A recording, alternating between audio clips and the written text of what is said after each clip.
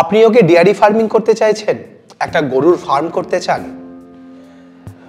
Farm করার আগে আপনাকে বেশ কিছু বিষয় জানতে হবে। কোন গরু চয়েস করব, কি ধরনের খাবার খাওয়াবো, গরুর ফার্মের শেডটা কিভাবে বানাবো, গরুর জন্য কতটা চাষের জমি রাখতে হবে, দুধ কোন মার্কেটে গিয়ে বিক্রি করব, কত দামে বিক্রি করলে প্রফিট হবে, মিনিমাম কটা গরু নিয়ে করলে তবে প্রজেক্টটা ভায়াবল হবে। এই বিষয়গুলো না জেনে বহু ফার্মার ফার্মিং শুরু করে কিন্তু 1 থেকে 1.5 বছরের মধ্যে বন্ধ করে দেন। তারা বলেন ডেয়ারি ফার্ম করে প্রফিট করা যায় না, লস হয়। হাই হ্যালো নমস্কার, সবাই কেমন আছেন?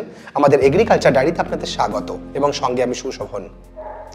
আজকের ভিডিওতে আমরা আমাদের ভারতের একজন খুব নামকরা ডেয়ারি কনসালটেন্টের সঙ্গে আপনাদের পরিচয় করাবো।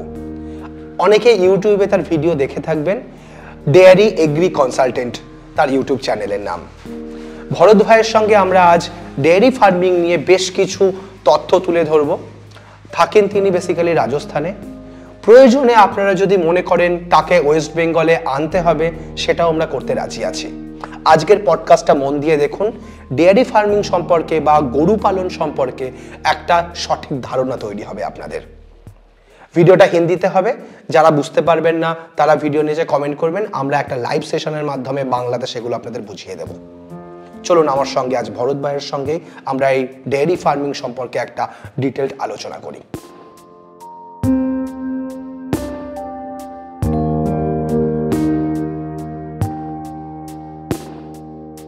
वास्तविकता में गाय को रखना, गाय को समझना पड़ता है। गाय आपके जीवनचर्या का हिस्सा होती है। अभी सरकार की एक योजना आई हुई है, breed multiplication farm, BMF, 4 crore की स्कीम है। एक तो कुछ संक्रामक डिजीज होती है जो बीमारियां फैलती है। अच्छा, तो हमारा सबसे पहले जमीन का चयन हो गया, दूसरा काम हमारे चारे की व्यवस्था होगी, तीसरी व्यवस्था देखनी है हमारे जो गाय हम लाएंगे उसका दूध या बाकी चीजें मार्केट कैसे करेंगे। मैं तो कहता हूँ इन 4-5 बातों का आप ध्यान रखोगे तो कभी असफल होगे नहीं। ओके।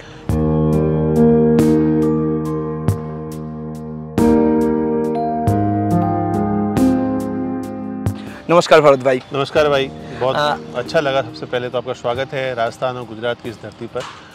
और आप इतना दूर से बंगाल से यहाँ तक आए हो और सभी जगह घूम रहे हो, जैसे आप गाँवों तक जा रहे हो, हर ब्रीड को देखने की कोशिश कर रहे हो कि बंगाल के लोग भी यहाँ की स्थानीय नस्लों को समझ पाए या देशी गाय को समझ पाए। बिल्कुल, जैसे कि आपसे चर्चा हुई कि बंगाल में स्थानीय नस्लें और देशी नस्लें बहुत कम रह गई है। बहुत तो ये बड़ी विडम्बना की विषय है। तो आज जो बातचीत हम एक शॉर्ट में लोगों तक अच्छा मैसेज जाए, इसलिए हम सही बात और अच्छी बात और सही बात लोगों तक पहुंचे, उसके लिए वीडियो बना रहे हैं। होता क्या है कि हर आदमी वीडियो के माध्यम से या बड़ी बड़ी बातें सुनकर ये प्रयास करता है कि मैं डेयरी फार्मिंग में चला जाऊं। बहुत मोटिवेटेड हो जाते हैं। होता क्या है कि सपने देखता है कि मैं 10 गाय लाऊंगा, मिनिमम 10 लीटर दिन का दूध दे देगी, मेरा 100 लीटर दूध हो जाएगा, 80 रुपये में दूध बिक जाएगा। तो इसे मैं कहता हूँ कि कॉपी पेंसिल वाले हिसाब किताब पे आदमी चल जाता है। पर वास्तविकता में गाय को रखना, गाय को समझना पड़ता है। गाय आपके जीवनचर्या का हिस्सा होती है, आपके साथ जुड़ती है। कोई मशीन तो है नहीं कि हम मशीन लेके आ गए और मशीन को इंस्टॉल कर दिया और हम प्रोडक्शन लेना शुरू कर देंगे। बिल्कुल ऐसा तो जब भी आप गाय को रखते हो तो उसके साथ जुड़ना पड़ता है, उसकी फीडिंग का ध्यान रखना पड़ता है, उसका मैनेजमेंट, सारी चीज देखनी पड़ती है, तभी गाय को रखो। मतलब एडुकेशन बहुत इंपॉर्टेंट है इसमें। मैं सबसे पहले तो बताना चाहूंगा कि पहले के जमाने में पशुधन ही हमारा धन होता था। राजा महाराजाओं के समय में जिसके पास सबसे ज्यादा गाय होती थी, उसे सबसे धनवान राजा कहते थे। होता था शादी ब्याह में भी गिफ्ट में गाय देते थे। तो उससे 2 काम होते थे। 2 काम, एक तो ये होता था कि भी बेटी के लिए गाय चलेगी तो उसको दूध खाने को मिलेगा, दही खाने को मिलेगा। दूसरा ये होता था कि ब्रीड का चेंजिंग हो जाती थी। बिल्कुल, यहाँ की ब्रीड वहां चली गई तो वहां पे भी ब्रीड नस्ल संवर्धन हो जाएगा, अपग्रेड हो जाता था। तो इन सारी प्रक्रिया होती थी जिससे कि गांव में भी नस्ल संवर्धन होता था। पर अब विडम्बना, ये सारी बातें बहुत लंबी है, मतलब हम लोग इनसे हट गए।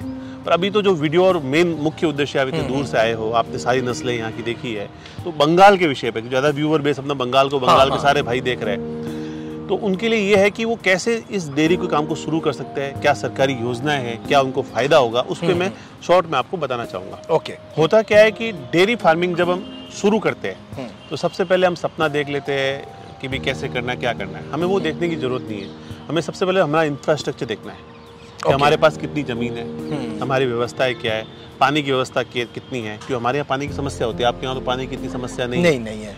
तो अपनी जमीन देख लो कि आपको उचित जमीन है कि नहीं, पानी सही है कि नहीं। दूसरा काम आप विशेष ये करो कि अपने चारे का प्रबंधन जो भी होता है वो सही कर लो। क्योंकि होता क्या है कि सबसे पहले आदमी गाय क्या खाती है, चारा खाती है। सबसे पहले आदमी को परेशानी होती है चारे के अंदर। अगर गाय दूध नहीं देगी, अगर चारा आपका खुद का है तो आप उस गाय को पाल पाओगे। खरीद के लाओगे तो वो बैठेगा ही नहीं। क्योंकि आज हमारे यहाँ पे चारे की रेट आप देखो तो गोरंग भाई हमारे साथ में 16-17 रुपए किलो तो चारा चला जाता है। तब 16-17 रुपए किलो का आप चारा, आप गाय को 20-20 किलो 15-15 किलो चारा खिलाओगे तो आपकी वाइबिलिटी तो चली गई। बिल्कुल बिल्कुल। तो ये भी विशेष आपको ध्यान रखना, आपको अच्छे चारे की व्यवस्था कैसे हो। तो जैसे आपको गाय लानी, उससे पहले आपको 2-4 एकड़ में आपने नेपियर लगा दिया, दूसरे आपकी जो लोकल वैरायटी है वो लगा दी, इससे प्रोटीन की मात्रा सही हो और गायों की मतलब भोजन शैली और सारी व्यवस्थाएं सही हो जाए। बिल्कुल। तो हमारा सबसे पहले जमीन का चयन हो गया, दूसरा काम हमारे चारे की व्यवस्था होगी। ये सारी 2 व्यवस्थाएं होने के बाद में हमें तीसरी व्यवस्था देखनी है, हमारे जो गाय हम लाएंगे उसका दूध या बाकी चीजें मार्केट कैसे करेंगे। अच्छा। होता क्या है कि हम कलकत्ता से कितना दूर कर रहे हैं या बड़ी सिटी से कितना दूर कर रहे हैं, तो दूध जो होगा, तो जब पहले दिन गाय आएगी तो दूध होना शुरू हो जाएगा, तो आप उस दूध का करोगे क्या। तो आपका जो दूध होगा, घी होगा, पनीर होगा, चीज होगा, जो भी आप बनाओगे, मार्केटिंग के ऊपर ध्यान रखना। मार्केटिंग के ऊपर, क्योंकि माल बेचना भी जरूरी है। बिल्कुल। प्रोडक्शन जरूरी, उतना माल बेचना भी जरूरी है। दूध पड़ा रह गया, खराब हो गया तो वो आपका फायदा वहां चला गया। बिल्कुल। तो ये 3 चीजें आपको ध्यान रखनी है। उसके अलावा चौथा पॉइंट आपको ध्यान रखना, आपकी लेबर, आपका काम करने वाला आदमी व्यवस्थित होना चाहिए। आदमी मन से काम करने वाला चाहिए। या तो आप खुद काम करो, हाँ, और अन्यथा आपका आदमी व्यवस्थित हो, आपकी टीम व्यवस्थित हो, जिनके आपको भरोसा हो। ओके। तो अन्यथा इस काम में पड़े ही मत, नहीं तो आपको बहुत परेशानी होगी। क्योंकि वो जीव है, उसको रखना है तो उसकी व्यवस्था आपको सारी सही करनी पड़ेगी। ओके। तो आपको ये 4 पॉइंट आपके विशेष हो गए। फिर उसके बाद में आता है कि गायों को कैसे रखेंगे, जहाँ रखना है वो कैसे रखेंगे, एनवायरनमेंट कैसा देना है, एनवायरनमेंट कैसे देना है। तो देशी गाय को एनवायरनमेंट के लिए विशेष और करोड़ों का खर्चा करने की जरूरत नहीं है। तो मेरा जो मानना है, आपको जितनी गायों को छाया मिलनी चाहिए उतना शेड बना दो, बाकी खुली घूमने की जगह दे दो। आपके यहाँ से बारिश ज्यादा होती है या हमारे सी मिट्टी नहीं है तो गायों को पानी की वो भरा रहता, दिक्कत होती है। तो आप थोड़ा ऊपर ऐसा शेड बना दो और टीन से ऊंचा रख दो, बाकी घूमने की व्यवस्था रखो। जो बारिश नहीं है खुले में गाय अपनी घूमती रहे, वो आनंद ले अपना। अच्छा। जितनी घूमने की व्यवस्था हो वो व्यवस्था उसको मिल जाए। सबसे पहली बात, बंगाल के लिए आपकी स्थानीय नस्ल जो भी है उसके ऊपर आप ध्यान दीजिए। अच्छा। सबसे पहली बात, क्योंकि यहाँ से गाय दूर ले जाओगे तो वो भी गाय परेशान होती है और इतनी दूर जाके वो सर्वाइव हो नहीं पाती है, तो सफल नहीं हो पाती है। और लोग कहते हैं ना कि हमारे वहाँ की गाय दूध नहीं देती है, तो मैं इसके बड़ा खिलाफ हूँ। मैंने, चाहे आप महाराष्ट्र की नस्ल हो, चाहे मैंने मध्य प्रदेश की नस्ल हो, सब में मैं 10-12 लीटर तक दूध की गाय देखी है, 14 लीटर तक दूध की भी गाय देखी है। आप नस्ल पे काम करोगे तो दूध बढ़ेगा। तो वैसी दूध वाली गायों का भी चयन कर सकते हो, उनमें संवर्धन करके अच्छी नस्ल के टीके लगा के भी आप उनकी नस्ल तैयार कर सकते हो। अच्छा। अब गाय रखने से पहले 2-3 चीजों का और ध्यान रखो। कुछ संक्रामक डिजीज होती है जो बीमारियां फैलती है। अच्छा। उन फैलने वाली बीमारियों का विशेष ध्यान रखो, क्योंकि वो बीमारियां तकलीफ क्या करती है आपके लिए कि वो आपकी एक गाय से दूसरी गाय में फैलेगी। अच्छा। इसका हम ध्यान रखते नहीं है। ये भारत में बहुत बड़ी समस्या अभी। उसमें जो बीमारी ब्रुसेलोसिस है, ब्रुसेला है, टीबी है, जेडी है, तो ये ट्यूबरक्लोसिस, जॉइंडिस, तो ये बीमारियां क्या होती है, गाय के अंदर रहती है। अच्छा। वो दूसरी गाय में फैलती रहती है। तो आप जब गाय लाओ, नंदी लाओ, उससे पहले ये सारी बीमारियों की जांच कर लो। अच्छा। और इनके किट आते हैं आजकल तो। अच्छा, मतलब ब्लड टेस्ट जैसा कुछ करना चाहिए। ब्लड टेस्ट होता है, वो आप कर लो, क्योंकि आप अच्छा मैनेजमेंट काम करना चाहते हो। तो आप, हर आदमी चाहता है मेरे यहाँ पे स्वस्थ गाय रहे, बिल्कुल स्वस्थ गाय का दूध काम आए, तो ये करना भी बहुत जरूरी है। ये बहुत छोटी छोटी चीजें, इनका ध्यान रखोगे तो आप इस काम में फेल हो ही नहीं सकते। अब बात आती है कि भी गाय के दूध से तो इनकम हो ही रही है। हाँ। लोग कहते हैं गोबर गोमूत्र से इनकम नहीं हो सकती। आने वाले समय 10 साल के बाद में गोमूत्र और गोबर के लिए लोग तड़पेंगे, ये मैं आपको गारंटी के साथ कहता हूँ। क्योंकि आपको खेत के लिए खाद के रूप में गोबर की जरूरत हमेशा रहेगी। बिल्कुल। वो देशी गाय का गोबर उसके लिए सोना है। आप जिस तरह से अपना यूरिया डीएपी डाल के खेतों को खराब कर रहे हो, उसके लिए आपको उसको सही करने के लिए गोबर की जरूरत होगी। तो हमें इन चीजों को समझना होगा। गाय हमारी जरूरत है, गाय को हमारी जरूरत नहीं है, हमें गाय की जरूरत है। इसलिए गाय को समझना होगा। Bihar, Bengal, UP, north east, इन सभी स्टेट, उड़ीसा में बहुत घुमा हूँ। बंगाल तो मैं इतना नहीं आ पाया, उड़ीसा में बहुत घुमा। स्थानीय नस्लें खत्म कर दी हमने। मेरे फादर साहब जो राजस्थान गोसेवा आयोग के चेयरमैन रहे, उन्होंने गाय पे अपना पूरा जीवन दिया। वो मुझे कहते थे कि हमारे देश के अंदर 150 प्रकार की गाय हुआ करती थी। बाप रे। अच्छा। आज सरकारी रजिस्टर सिर्फ 44 गाय, 44 खत्म हो गया। हम सब ने मेहनत करके नारी जैसी नस्लों को रजिस्टर्ड कराने में मेहनत की, तो वो नस्लें रजिस्टर्ड हो पाई। तो हमें समझना होगा, उन नस्लों को रिवाइव करना होगा। होता क्या था कि हमें, हमारे हर घर के अंदर इतनी सारी गाय हुआ करती थी कि हमें दूध की जरूरत नहीं थी। तुमने दूध पे काम नहीं किया, अभी हमें दूध की जरूरत है, हम दूध पे काम करें, क्योंकि हमें अच्छे नंदी चाहिए थे। हमारे एक नागौरी नस्ल होती है। अच्छा। उस नागौरी गाय की पहले के जमाने में, जब 50 साल पहले बात करूँ, गाय की कीमत मान लो 400 रुपए थी। तो 50 साल पहले की बात कर रहा हूँ। उसके बछड़ा हो जाता था ना, तो गाय 4000 की हो जाती थी। नागौरी का दूध अगर बच्चा पिएगा ना, बच्चा स्फूर्तिवान हो जाएगा। Okay okay. गाय की ताकत क्या होती है मैं बताता हूँ। आप रोड पे चलोगे ना, भैंस चल रही है, गाय चल रही है, गाय बिल्कुल साइड में लाइन से चलेगी, भैंस रोड के बीच में चलेगी। आप छोटे बच्चे को 10 साल के बच्चे को भैंस का दूध पिलाओ एक साल, और उस दूसरे बच्चे को आप गाय का दूध पिलाओ, उन बच्चों की प्रवृत्ति में 1 साल बाद में आप बदलाव देखोगे ना, वो आपको दिख जाएगा। अच्छा अच्छा। कि वो चंचलता कितनी है उसके अंदर, आलस्य कितना उस बच्चे के अंदर जो भैंस वाला पी रहा है, जो बच्चा गाय वाला, चंचलता कितनी है, कितना शार्प माइंडेड हो जाता है, खेलों में कितना आगे होगा। मैं तो कहता हूँ इन 4-5 बातों का आप ध्यान रखोगे तो कभी असफल होगे नहीं। ओके।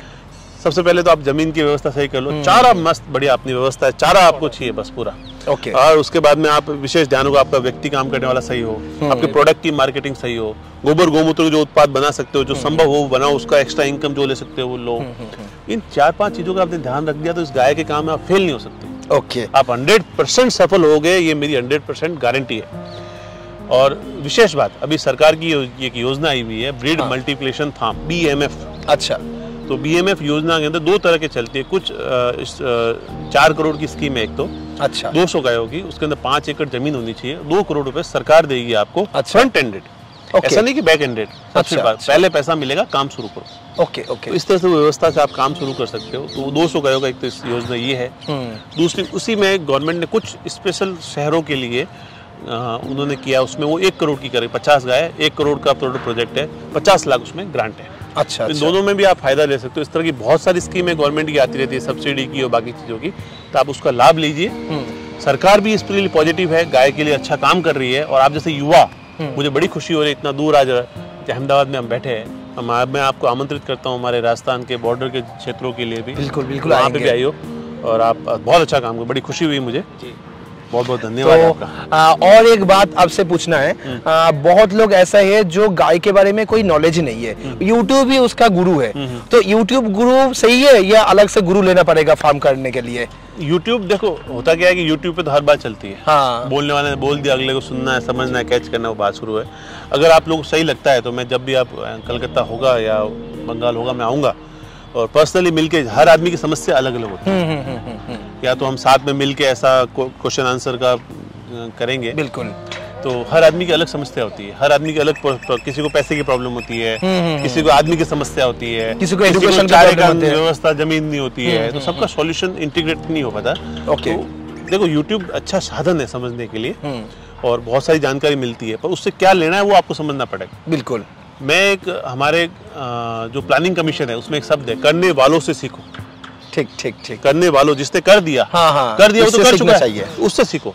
उसमें सीखने के लिए बहुत कुछ है, पर आपकी हर आदमी की समस्या अलग अलग होती है, तो उसके लिए चर्चा जब भी जो व्यक्ति चाहे वो कर सकता है। आप और हम मिलके बढ़िया बंगाल के अंदर अच्छा काम हो, स्थानीय नस्लें बचे, उसके लिए आप मुहिम शुरू करो। ओके। उसमें साथ है आपकी जो नस्लें, लोकल ब्रीड जो है उनको सब जस्टिफाई करो, उनके नाम निकालो, उनको कौन से एरिया में है, कहाँ कहाँ बची है। गाय को बचाना हमारी जिम्मेदारी है, शुद्ध खाना है, बच्चों को सुरक्षित रखना है, अपना भविष्य बनाना है। ओके। तो गाय को बचाना होगा। बिल्कुल सही है। तो हमारा भविष्य अधर में है।